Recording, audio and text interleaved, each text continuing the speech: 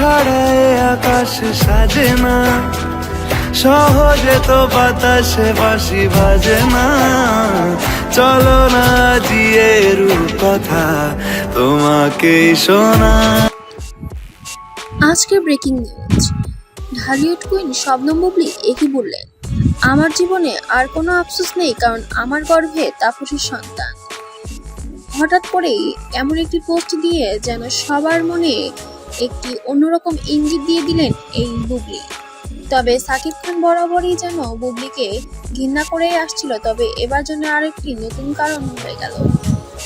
শেষমেশ কেমন কাজ করলেন শবনম বুবলি, নিজের ভেরিফাইড ফেসবুক পেজে নিজেই পোস্ট করেছেন যে তার গর্ভে তাপসের সন্তান।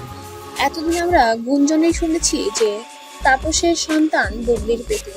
এবার যেন সব জল্পনা কল্পনার অবসান ঘটিয়ে সত্যটা নিজেই প্রকাশ করে দিলেন। তবে গান বাংলার কর্ণধর তাপস এবং মুন্নির বিভিন্ন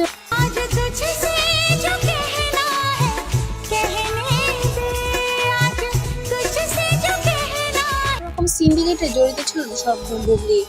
ইতিমধ্যে তাদের একটি প্রেমের গুঞ্জনও শোনা গিয়েছিল, যেটা তাপসের নিজের বিবাহিত স্ত্রী মুন্নি নিজের ভেরিফাইড ফেসবুক পেজে নিজেই পোস্ট দিয়েছিলেন বুবলি এবং তাপসের প্রেমের কথা। অবশ্য পরে সেটি বিভিন্ন নাটকীয়তার মাধ্যমে অন্যরকম ভাবে সবার সামনে তুলে ধরে। তবে এবার যেন সব নাটকীয়তা ভঙ্গ করে বুবলি নিজেই তার ভেরিফাইড ফেসবুক পেজে পোস্ট করেছেন যে সে তাপসের সন্তানের মা হতে চলেছে।